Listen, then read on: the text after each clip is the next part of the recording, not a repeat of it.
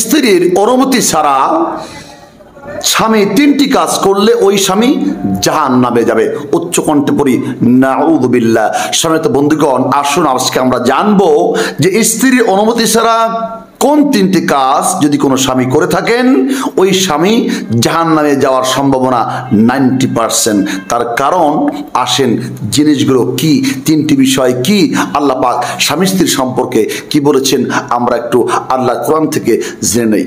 আল্লাহ পাক বলেন, হুন্না লিবাসুল লাকুম ওয়া আনতুম লিবাসুল লাহুন্না। স্বামী স্ত্রীর পোশাক, স্ত্রী স্বামীর পোশাক। পোশাক যেমন দেহের সাথে জড়িয়ে রাখতে হয়, একে অপরের সাথে মিলে থাকতে হয়, তেমন স্বামী স্ত্রী একে অপরের সাথে ওতপ্রোতভাবে জড়িয়ে থাকবে। এখন আসুন স্ত্রীর অধিকার কি বা স্ত্রীর অনুমতি ছাড়া স্বামী কোন তিনটি কাজ করলে আল্লাহ পাক ওই স্বামীকে জাহান্নাম দেবে। এক নম্বর কাজ হচ্ছে, কোন স্বামী বিয়ের রাত্রিতে বলেন বাসর রাত বলেন, এক নম্বর কাজ হচ্ছে স্ত্রীর দেলমোহর আদায় করা ব্যতীত স্ত্রীর সাথে সাবস করা যাবে না। স্ত্রীর দেলমোহর আদায় করা ব্যতীত মহরনা আদায় না করে স্ত্রীকে স্পর্শ করবেন না। যদি করেন এটা কিন্তু আপনি গুনাহগার হবেন এবং জাহান্নামে যাওয়ার একটি রাস্তা হয়ে যাবে। মুসলমান ইমানদার দেলমোহর সম্পর্কে নামাজ যেমন ফরজ, রোজা যেমন ফরজ, হাজ যেমন ফরজ, যাকাত যেমন ফরজ, তদ্রূপ দেলমোহর আদায় করা কিন্তু ফরজ। এটা প্রত্যেক পুরুষের উপরে অর্থাৎ পুরুষের জন্য স্ত্রীদেরকে দেলমোহর আদায় করে দেওয়া এটা হচ্ছে ফরজে আইন। প্রত্যেক পুরুষের জন্য এটা ফরজে আইন। আল্লাহ পাক বলেন, ওয়া আতুন নিসা সাদাকাতিহিন্না নিহলা। আমার মুসলমান ইমানদার, আল্লাহ পাক বলেন তোমরা স্ত্রীদেরকে তাদেরকে দেলমোহর স্বাচ্ছন্দ্যে আনন্দের সহিত দেলমোহর দিয়ে দাও। তোমরা স্ত্রীদেরকে তাদের দেলমোহর দিয়ে দাও। আমি আল্লাহ এটা হুকুম করলাম। দেলমোহর দেওয়া ফরজে আইন, এটা ফরজ কাজ। প্রত্যেক পুরুষের জন্য তার স্ত্রীর দেলমোহর দেওয়া ফরজ। যেই দেলমোহর না দিয়ে যদি আপনি স্ত্রীকে স্পর্শ করেন, ইভেন মৃত্যুর আগ পর্যন্ত যদি আপনার দেলমোহর আদায় করার চিন্তা ভাবনা আপনার মধ্যে না থাকে এবং দেলমোহর আদায় না করে যদি আপনি মারা যান, নবীজি বলেছেন ওই পুরুষকে আল্লাহ পাক কিয়ামতের কঠিন মুসিবতের সময় জিনাকারের কাতারে তাকে দাঁড় করাবেন।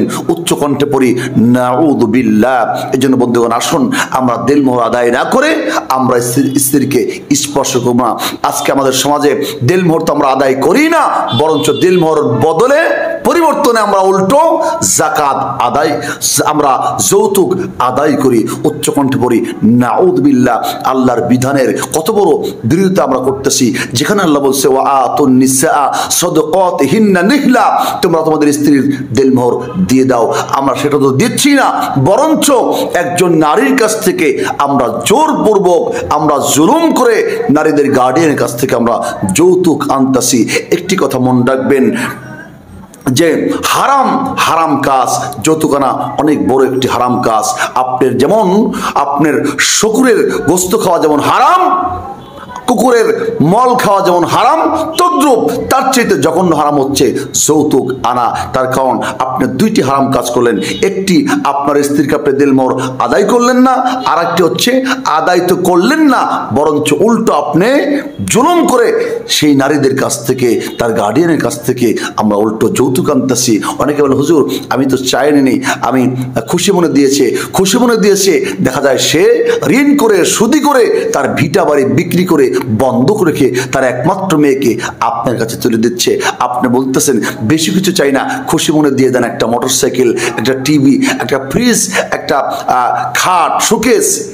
নাউযুবিল্লাহি মিন যালিক। এই জন্য আজকে থেকে আমরা পরিবর্তন হই, আমরা পরিবর্তন হয়ে যাই।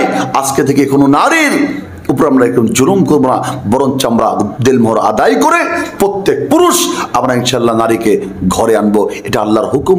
আর যদি এভাবে আমরা আনতে পারি, আল্লাহর রহমত আসবে, আল্লাহর বারাকত আসবে সেই সংসারে। দুই নম্বর কাজটি হচ্ছে স্ত্রী ধন সম্পদ। স্ত্রীর অনুমতি ছাড়া আপনি ব্যয় করবেন না, আপনি খরচ করতে পারবেন না। আল্লাহ বলেন ফাকুলুহু হানিয়াম মারিআ, যদি তোমাকে তোমার স্ত্রী দিয়ে দেয় তুমি স্বাচ্ছন্দ্যে খরচ করতে পারো, ব্যয় করতে পারো। সুবহানাল্লাহি বিহামদি। কিন্তু স্ত্রীর অনুমতি ছাড়া, স্ত্রীর হুকুম ছাড়া তার কোনো সম্পদ, তার কোনো টাকা পয়সা, তার কোনো অলংকার আপনি জোরপূর্বক কিংবা আপনি না জানিয়ে খরচ করতে পারবেন না, বিক্রি করতে পারবেন না। এই জন্য কিন্তু আল্লাহর দরবারে আপনাকে কাঠগড়ায় দাঁড়াতে হবে। 3 নম্বর কাজটি হচ্ছে স্ত্রীর অনুমতি ছাড়া কোনো স্বামী, কোনো পুরুষ 4 মাস বাড়ির বাইরে থাকতে পারবে না। 4 মাসের বেশি কোনো পুরুষ স্ত্রীর অনুমতি ছাড়া বাইরে থাকতে পারবে না। যদি বাইরে থাকতে হয় স্ত্রীর অনুমতি নিয়ে আপনি 4 মাস কেন 4 বছরও থাকতে পারেন, কিন্তু স্ত্রীর অনুমতি নিয়ে আপনি 4 মাসের বেশি বাইরে থাকতে পারবেন না অনুমতি ছাড়া। এই জন্য খেয়াল রাখবো, আমরা এই 3টি কাজ যদি করি আমরা অবশ্যই আল্লাহর কাছে ধরা খেয়ে যাব, আমরা অবশ্যই জাহান্নামে যেতে পারি। এই জন্য আজকে থেকে অ্যালার্ট, যারা পুরুষ আমরা রয়েছি 3টি কাজ বলেও স্ত্রীর অনুমতি ছাড়া করবো না। 1 নম্বর হচ্ছে দেলমোহর আদায় না করে স্ত্রীকে আমরা স্পর্শ করবো না। দ্বিতীয়টি হচ্ছে অর্থাৎ আমরা স্ত্রীর অনুমতি ছাড়া তার ধন সম্পদ, তার টাকা পয়সা আমরা ব্যয় করব না, খরচ করব না।